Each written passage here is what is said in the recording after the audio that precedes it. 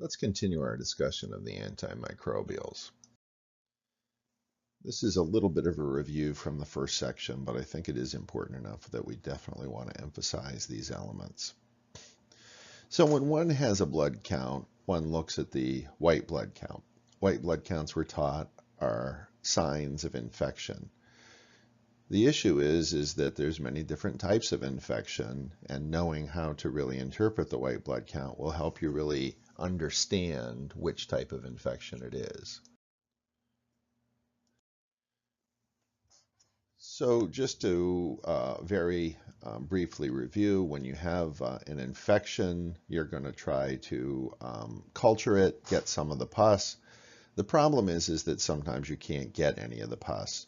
The other option, if the drainage is in a place where you can't see it or, culture it, is to look at the white blood count.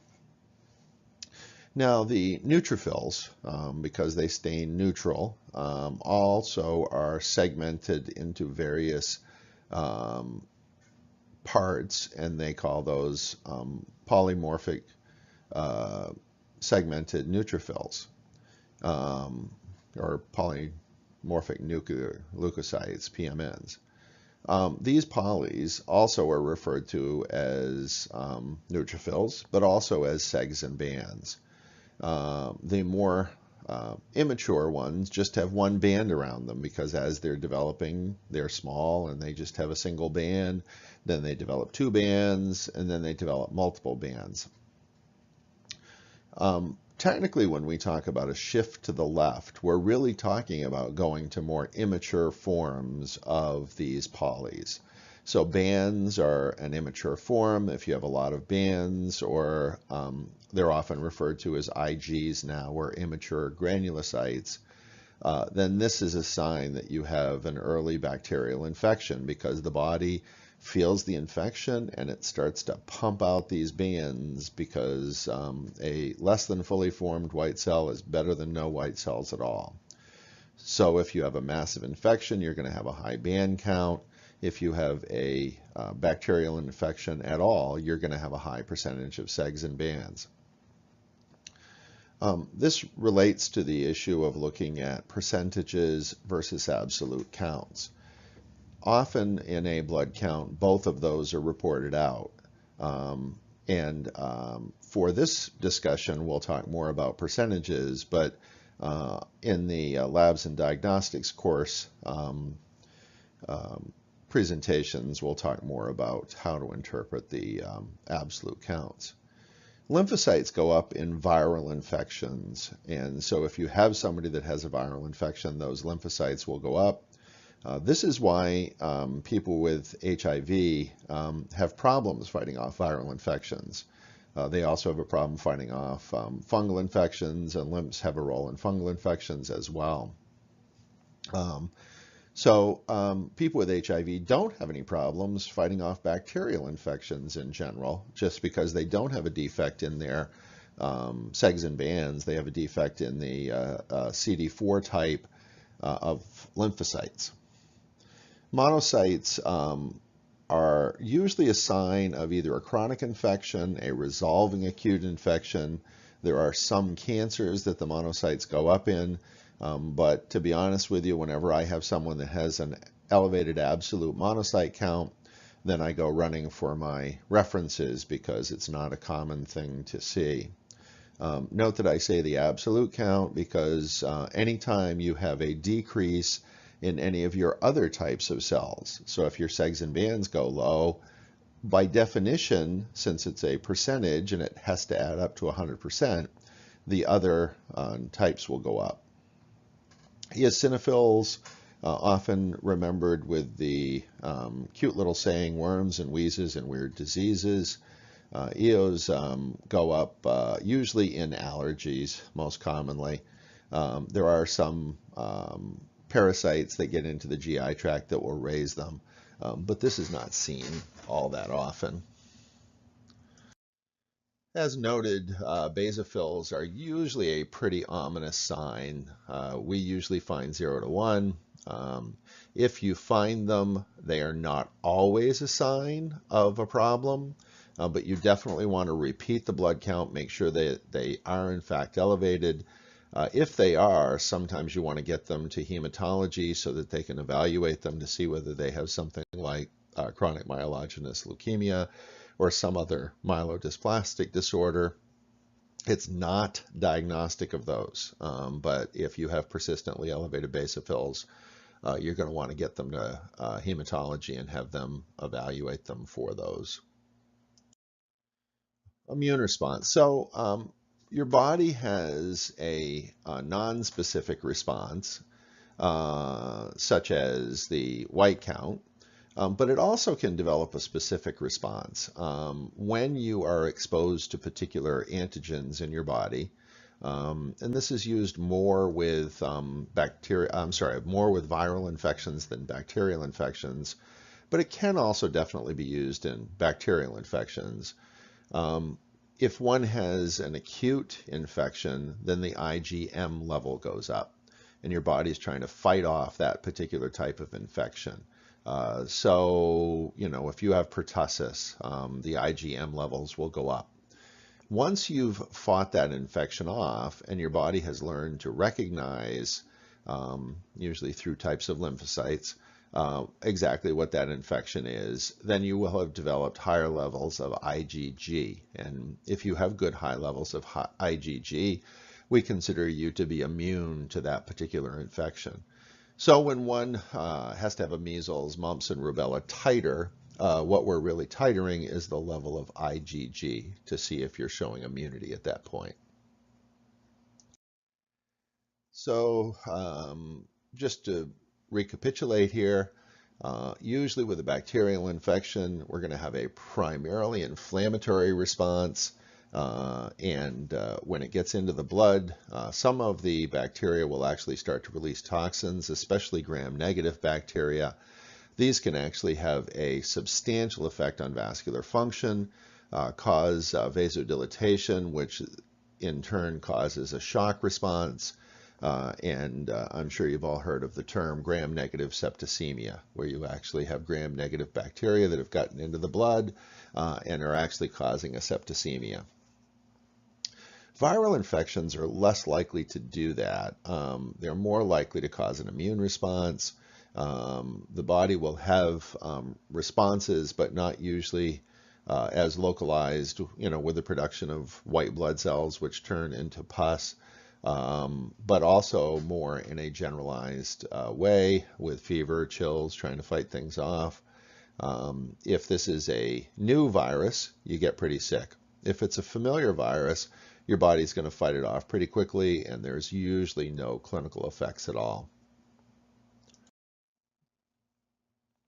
So how do we know somebody has infection? Well, sometimes they tell us, I have an ear infection, I have a urinary tract infection. Sometimes we see it on physical exam. You'll have someone that you see a wound and you see that it's developing redness and purulence. You'll see a sore throat that has exudate on it, which 70% of the time is strep, about 15 to 20% of the time is mono, and about 5% of the time is something else. Other than physical exam, we can also do blood counts and other lab tests. The SED rate is a non-specific indicator of inflammation somewhere in the body. Sometimes this is a sign of infection. Sometimes this is a sign of a non-infectious inflammation, such as rheumatoid arthritis. I use mostly the SED rate because that's my generation's favorite anti-inflammatory test. It seems to be being superseded or at least supplemented with the use of the CRP. The CRP does slightly different things, and again, we'll talk more about that in the labs and diagnostics course. But the SED rate is kind of where I start. Pediatricians almost always do the CRP, to be honest with you, for two reasons. One is it takes a lot less blood to do a CRP, and when you're dealing with pediatrics, it's easier if you don't need quite so much blood. The other is the CRP turns around a lot more quickly. The SED rate takes at least an hour to do. They actually put the blood in a test tube and watch it drop down. It sediments, it drops down. And depending on how many millimeters of red blood cells stack up in that hour, that's how they actually report it out. Culture insensitivity is something we'll talk a little bit more about. It's not usually the indication of whether there's an infection, but it's usually the sign of what the infection is and how you need to treat it. If culture insensitivity is negative, there still can be an infection, but it's more likely to be a viral infection, something that won't respond to antibiotics. We'll talk a little bit more about CNS. And then x-rays are another way that we can identify infection.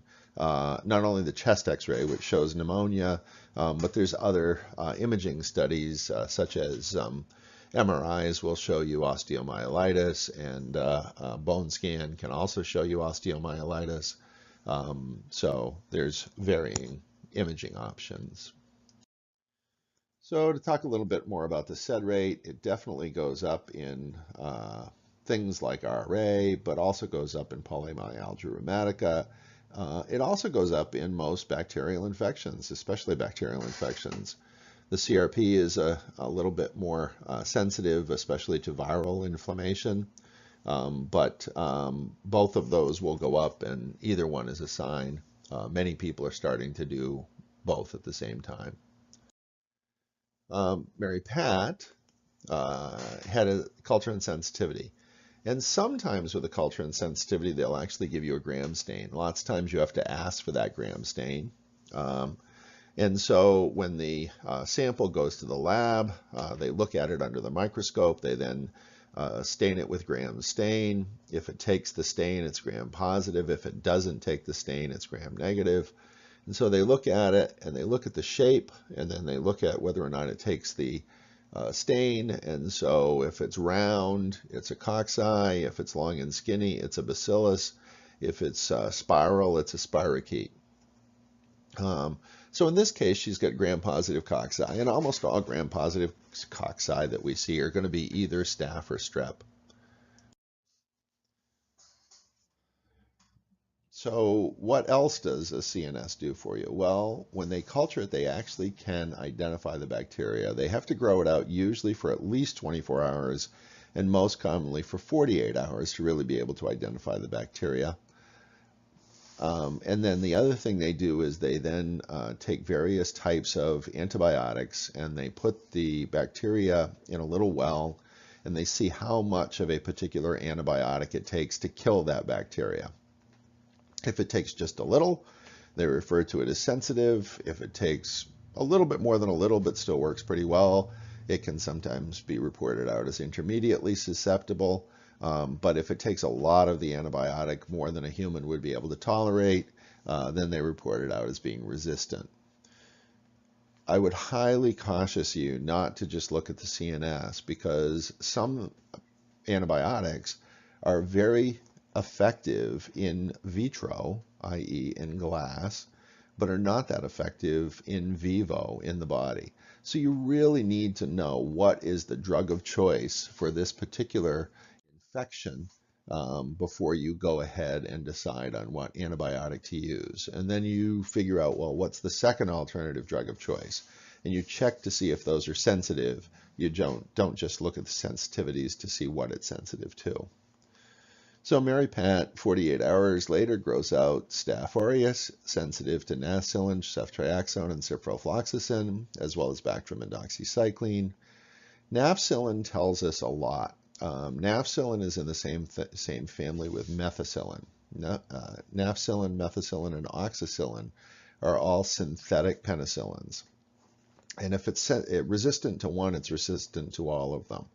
And so if it was resistant to nafcillin, it would be considered to also be methicillin resistant, and therefore it would be MRSA, or methicillin resistant Staph aureus.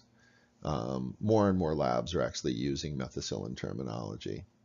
Again, in this case, good choices for treating a diabetic foot ulcer would be things like a third-generation cephalosporin, such as the Ceftriaxone, or possibly a Quinolone. But it does give us some choices. I would encourage you to take out your Sanford guide at this point and look up in Sanford exactly what is recommended for diabetic foot ulcers. In addition to the Sanford Guide, I would encourage you to look at the e-medicine and see what it says. If you have access to up-to-date, look at that.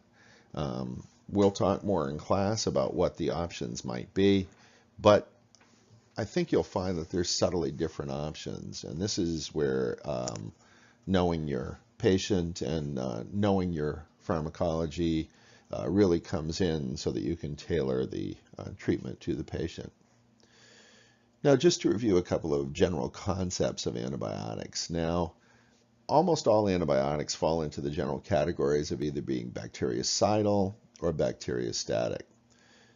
In general, they share some characteristics across this category, although both of them have several families in them. One example is the beta-lactam drugs actually have a beta-lactam ring, and that beta-lactam ring actually integrates into the bacteria's cell wall, and then the cell wall can no longer replicate, it lyses itself, and the bacteria die. Examples of these beta-lactam drugs are things like penicillins and cephalosporins, but these are examples of a bactericidal medication. A bacteriostatic medication that is sometimes used for similar issues are the macrolides. And the macrolides actually sort of interfere with the production of DNA, folic acid within the cell. An example of that would be azithromycin. Azithromycin is generally a lot easier on the gut, but it also often is not as effective, and it's especially not effective in anything that you're trying to interfere with the cell wall.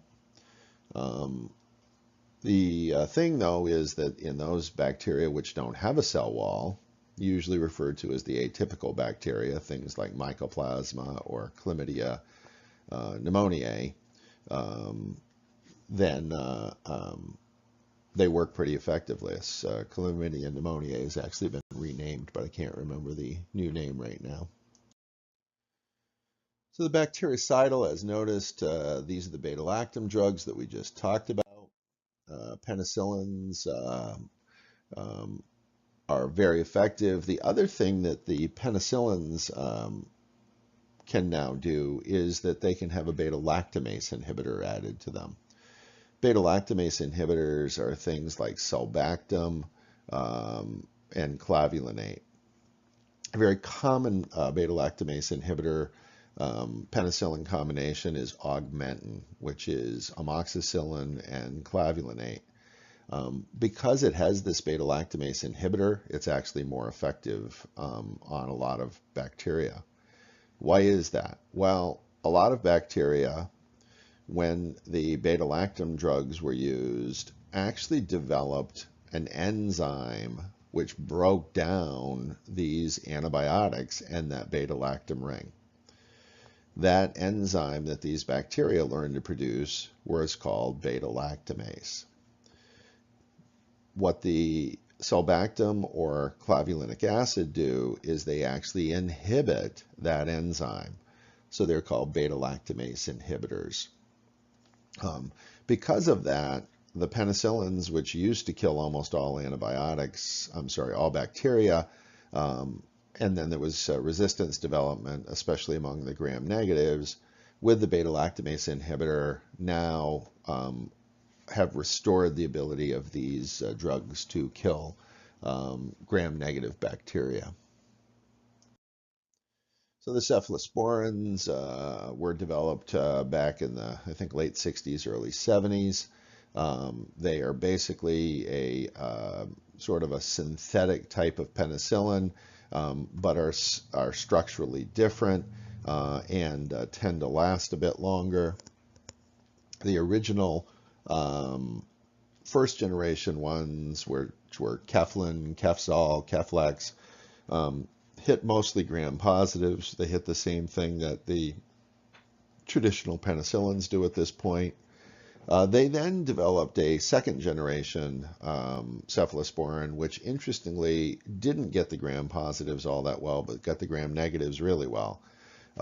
This was something usually called mefoxin. Mefoxin was used mostly for people that were having GI surgery.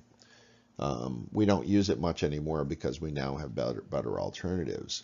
The third generation cephalosporins actually were designed to kill both gram-positives and gram-negatives. In general, they do that. One of the issues is that they're so good at doing that that sometimes they clear out all of the normal flora in the gut, except for one that is pretty resistant, and that is Clostridium difficile, or C-Diff. If one gets C-Diff, one will get something called pseudomembranous colitis.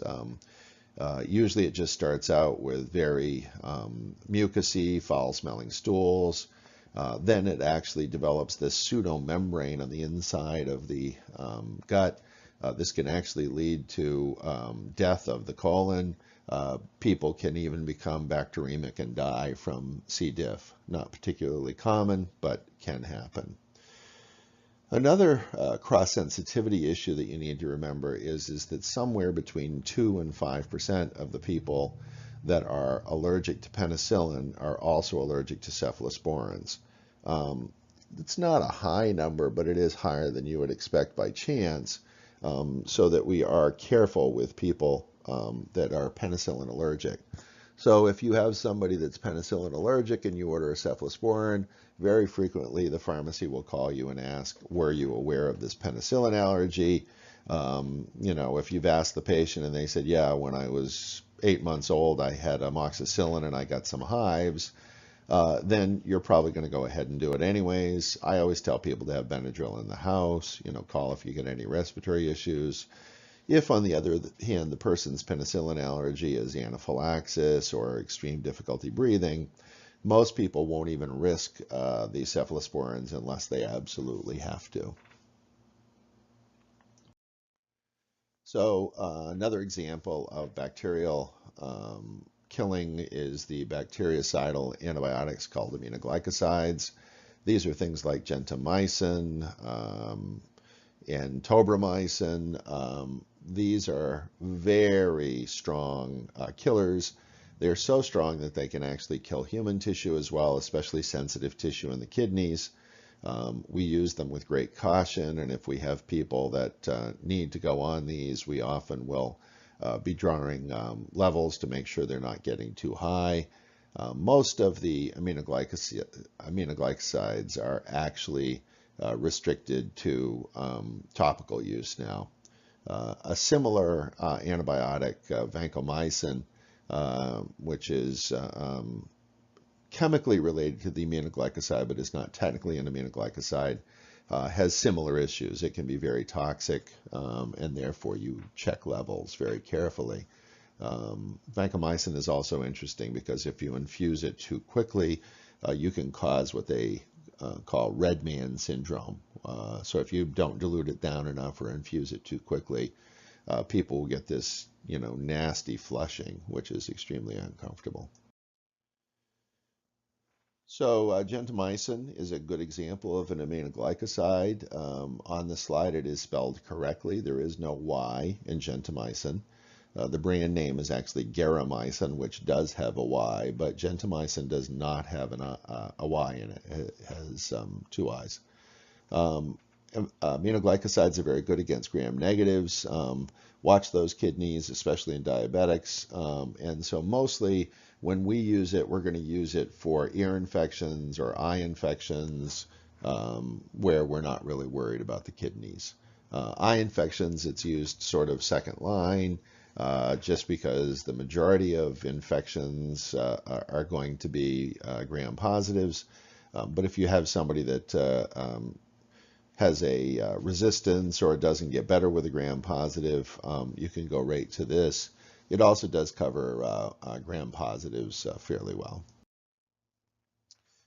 Cephalosporins, again, the first generation hit gram-positives, the second hit the gram-negatives, the third hit both.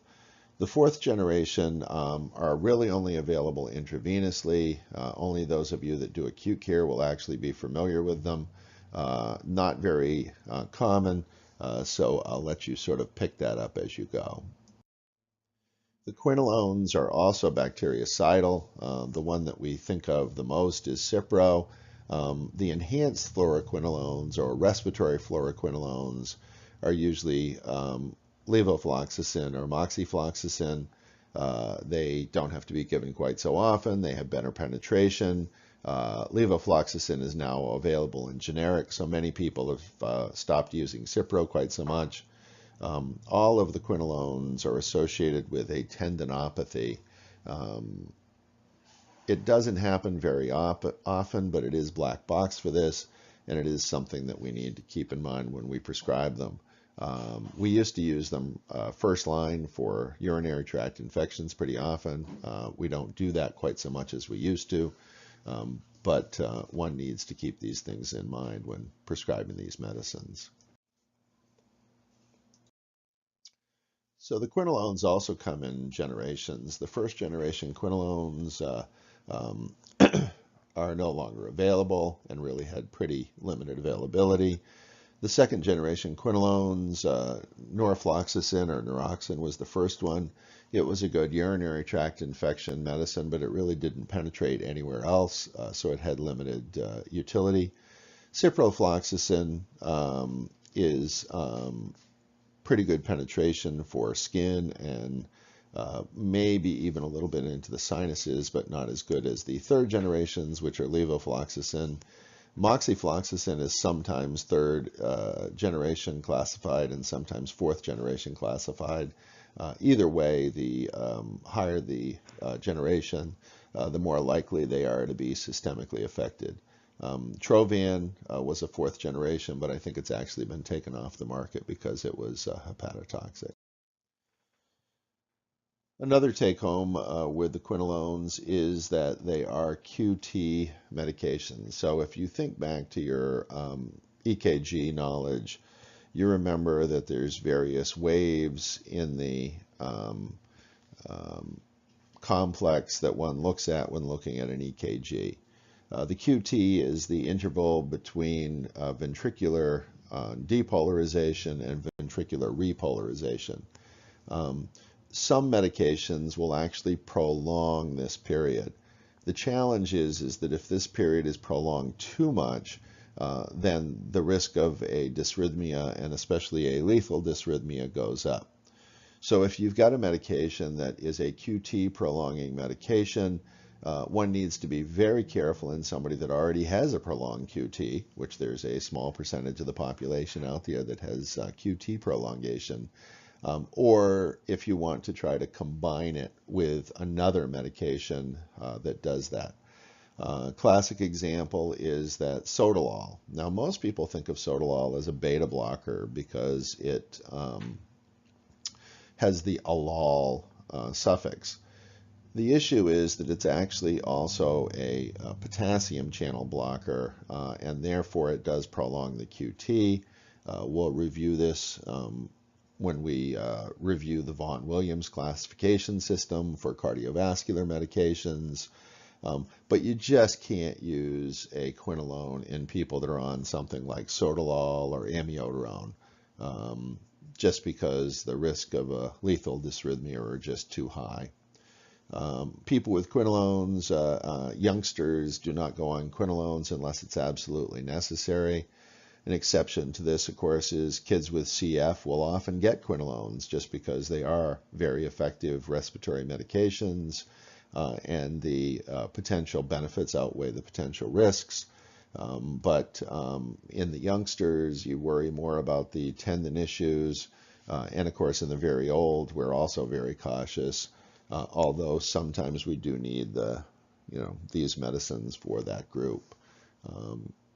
I've only seen a few ligament ruptures associated with the quinolones, but they're definitely reported, and as noted, the quinolones are black boxed, which is when the FDA requires that an actual black box be put around the side effect in the prescribing information.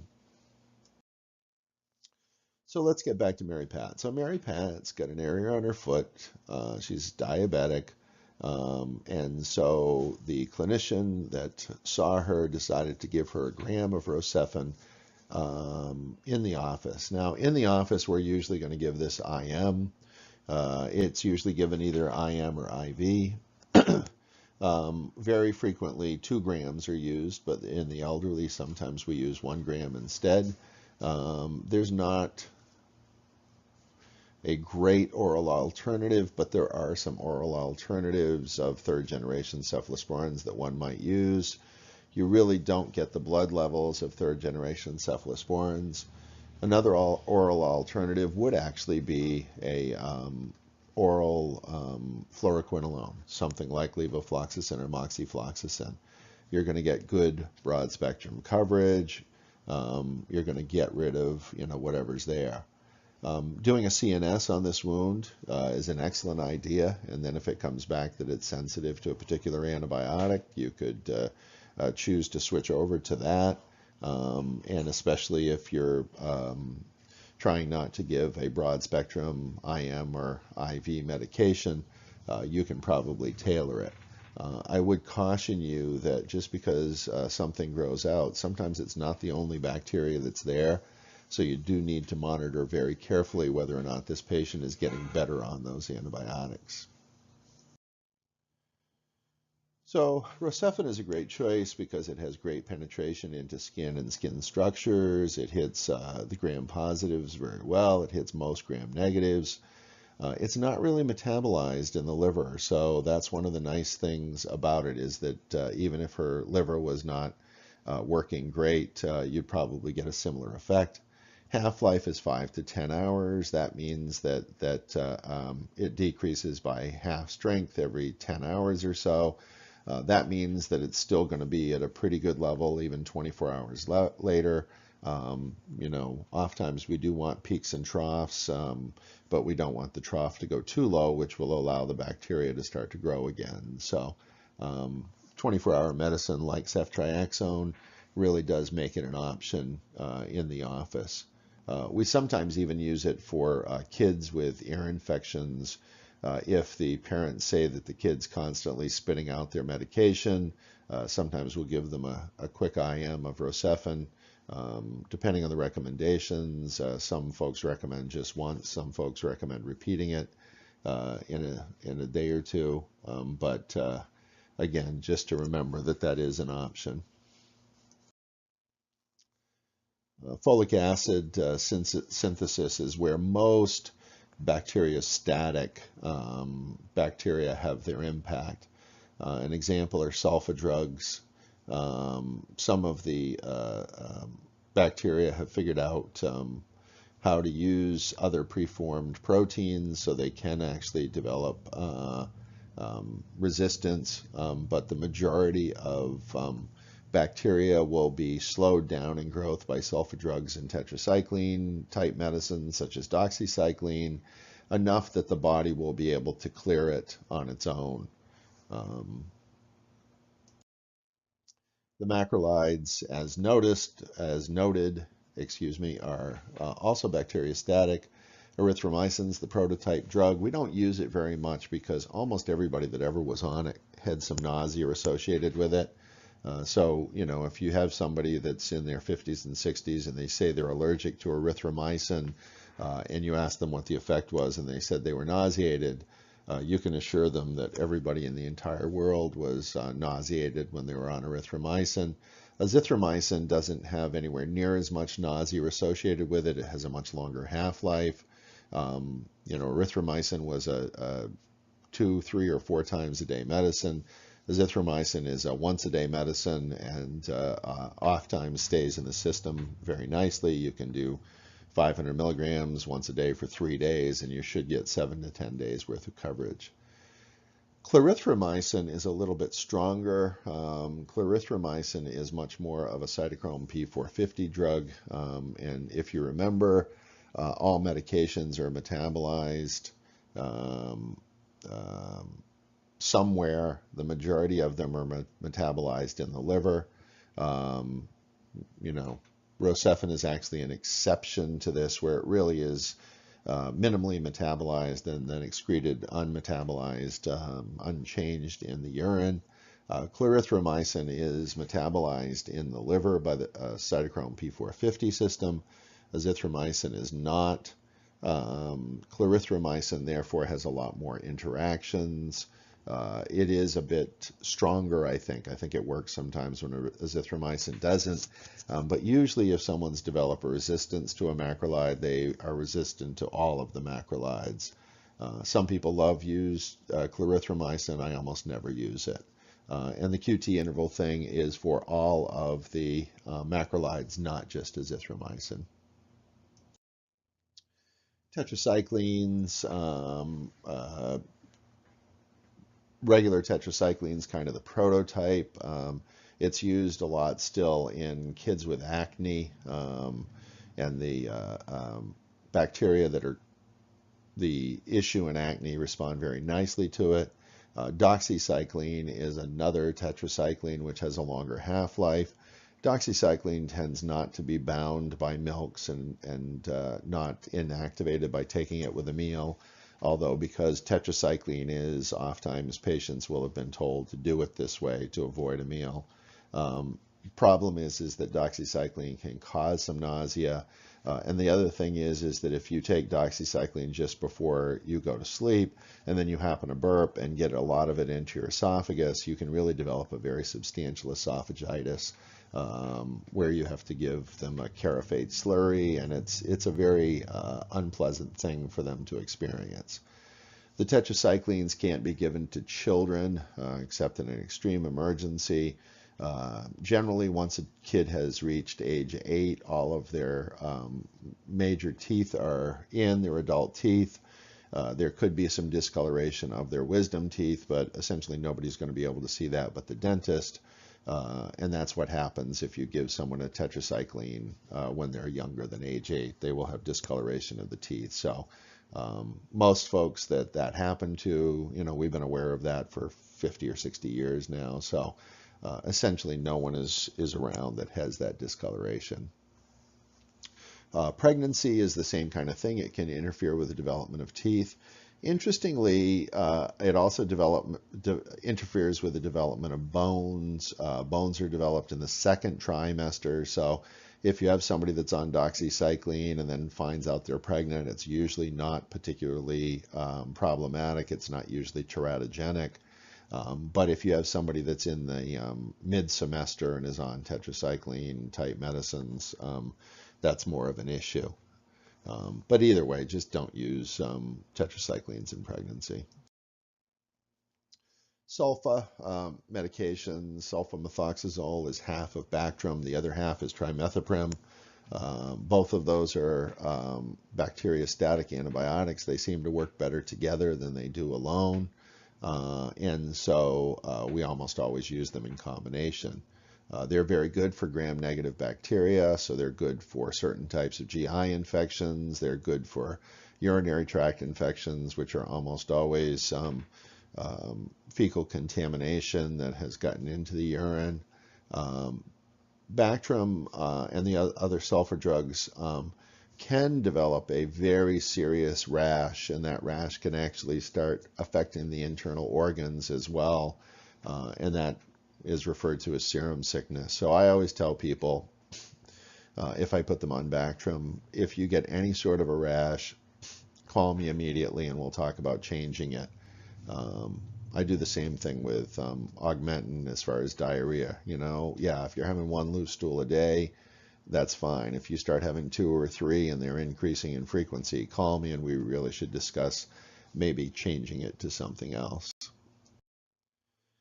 Other families of antibiotics, as we had mentioned, the glycopeptides are related to the aminoglycosides, similar effects, and they can be damaging to organs, and this is why we check levels. The lincosamides, such as clindamycin, actually work very nicely on a lot of the same gram-positive type effects. You can use it for strep. You can use it for oral type dental infections. The problem with the clindamycin is that it works so well on the gut, that the incidence of C. diff is probably higher than it is with any other antibiotic. The dentists don't always seem to be aware of this, and they use it a lot more frequently than we do. So if you have somebody comes in that's had C. diff type symptoms, you know, very foul smelling diarrhea, frequent diarrhea, very mucousy diarrhea, then you may want to very specifically ask them if they've been put on antibiotics or any medication by their dentist. The nitrofurans are antibiotics that are pretty specific for the urine. They don't seem to work that well anywhere else in the body, but as the body is excreting them, they seem to concentrate pretty well in the urine. This is one of the places where I always tell people, especially when they're on something like Macrolide, which is a nitrofurantoin type medicine, don't increase your fluids. Keep your fluids at their normal level, because I really don't want to dilute their urine. I want the medication to concentrate in the urine. Now, once they're finished with their antibiotics, increasing their fluids and keeping everything flushing through is a really great idea. And as I say, I'm not sure that there's a lot of literature that supports my theory, but you know, that is kind of what I've done. Polypeptides such as bacitracin work very well topically. Interestingly, they work pretty well topically on MRSA as well. This is something that a lot of people don't necessarily seem to know. Bacitracin, Bactroban, any of these topicals are actually pretty good at working on MRSA. We'll talk more about MRSA as the program goes on. Some people try to eradicate MRSA on people. I have not seen particularly good outcomes with that. So I really don't try to do that anymore, but there are some people that still do try to do that. And so C. diff, never forget about C. diff. It's any antibiotic can cause C. diff. The bacteriocidal are much more likely than the bacteriostatic antibiotics to cause it. I don't actually ever remember seeing somebody being on Sulfa or doxycycline who got C. diff. On the other hand, the bacteriocidal medications have varying levels of probability. I haven't particularly seen it very often with the fluoroquinolones, but the beta-lactam medicines and the clindamycin definitely have substantial issues. Check with your lab and see their current testing. Most of them will do antigen testing with a specific subtype of the antigen that's most likely to cause the inflammatory C. diff. But as noted, we'll review this in the Labs and Diagnostics course, as well as be aware of what your lab tests for. This concludes section 2. We'll continue the discussion of antibiotics and antimicrobials in section 3.